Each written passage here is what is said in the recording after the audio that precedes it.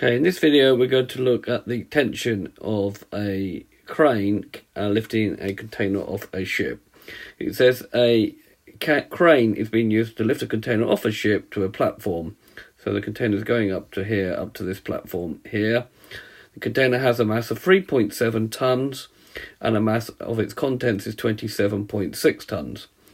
Initially the container accelerates upwards at 0.4 meters per second squared, and then travels at a constant speed for some time before decelerating at 0.02 meters per second squared until it rests at the platform.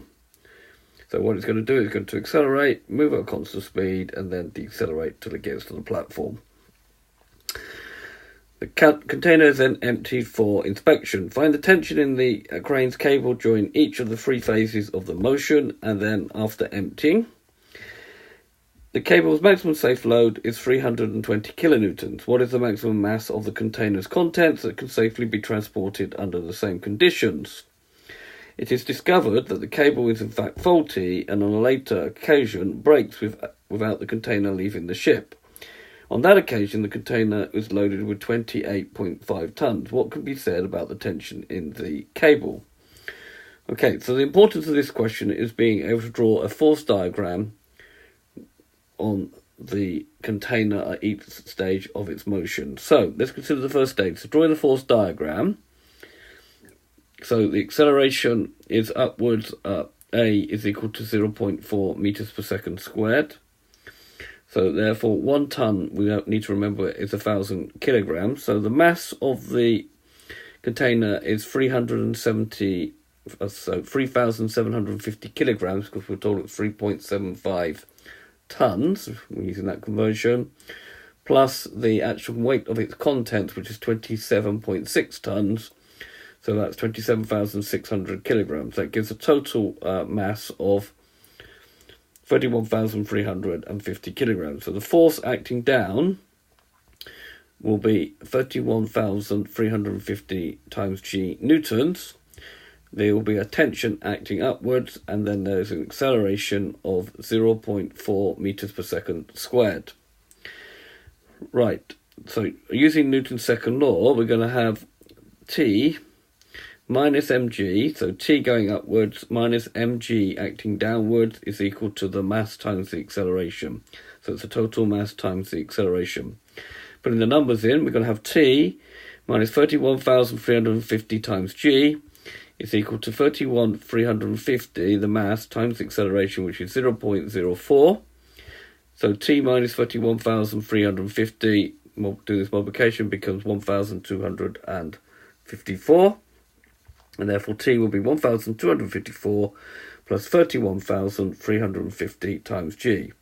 That will give a tension in the cable of 308,484 newtons. You need to take G as 9.8 meters per second squared. Now, moving at a constant speed, so again, if there's moving at constant speed, there is no acceleration. So we've got the same total mass of 31,350 kilograms. We've got the 31,350 grams, 31,350 times G newtons acting downwards, and T tension acting upwards, and we've got zero acceleration. So resolving the forces T minus 31,350 G is equal to 0. That's going to give that T is 31,350 times G. So that's going to give 30, so G is 9.8, so it's going to give 307,230 newtons. In the third case, when we've got a deceleration of A, now because it is a deceleration, then it's negative, so it's minus 0.02 meters per second squared. Okay, same mass. We've got the same weight acting downwards, the tension acting upwards. The only thing that's going to be different here is the acceleration is minus 0.02 meters per second squared. So, taking upwards is positive. T minus 31,350 times g will be equal to 31,350 times minus 0.02.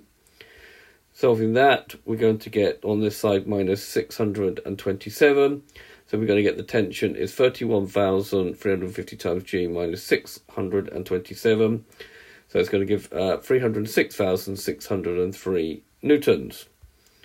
Now, when the container is at rest at the platform, having been emptied, okay, A is 0 meters per second squared, but the mass is only now 3,750 kilograms because its contents have been emptied. So we've got a weight now of 3,750 times g newtons, and then the tension, so no acceleration because it's at rest at the platform.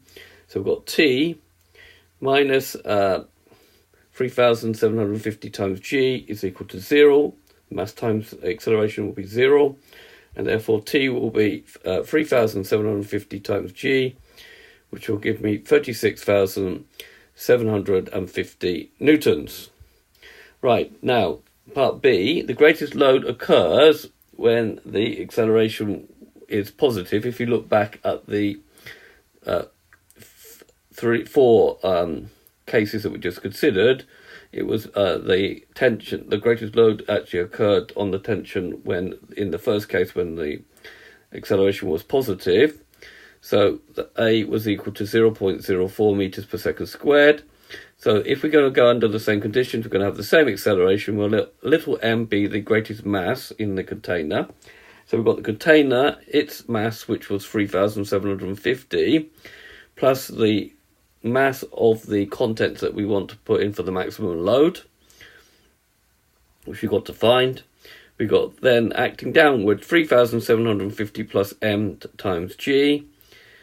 Acting upwards, we've got the tension, and then we've got an acceleration of 0.04 meters per second squared. The question said we're under the same conditions. So resolving that, we're going to have T minus 3,750 plus m times g, the weight acting downwards, is equal to the 3,750 plus the mass of the content times the acceleration 0.04. So we now need to solve that, but we know that the maximum tension is going to be 320 kilonewtons, which is 320,000 newtons. So 320,000 newtons minus 3,750 times g. A minus times a plus makes minus, so it's minus mg. So multiplying that bracket out carefully. And then we're going to do 3,750 times 0.04. And then 0.04 times m. So working out this here, 320,000 minus 3,750 times g minus mg, will give me 283,250. And then multiplying this out, we're going to get 150, and then we've got 0.04 times m. So we're going to take this over here. So if we now subtract 150, we get 283,100 is equal to, now if we take mg over here plus 0.04, then here we will get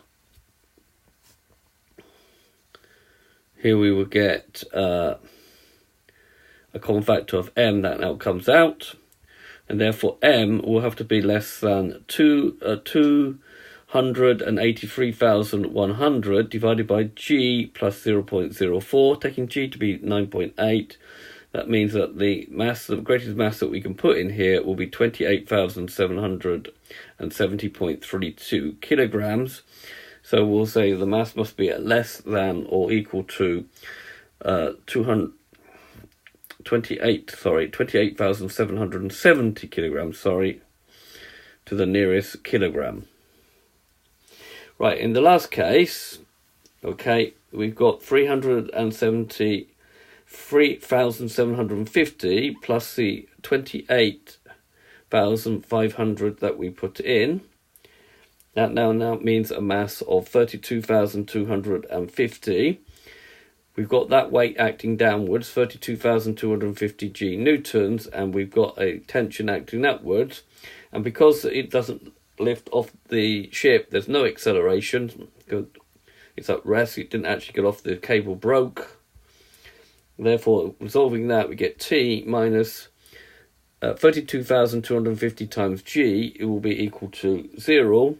Therefore, the tension that it breaks up will be 32,250 times G, which is 316,050 newtons. So the cable is not at its maximum breaking length. It's actually rated too high, or it is faulty. Okay, this has been a video to show you how to find the tension in the cable of a crane lifting a container off a ship. I hope you've understood, and I thank you very much for watching.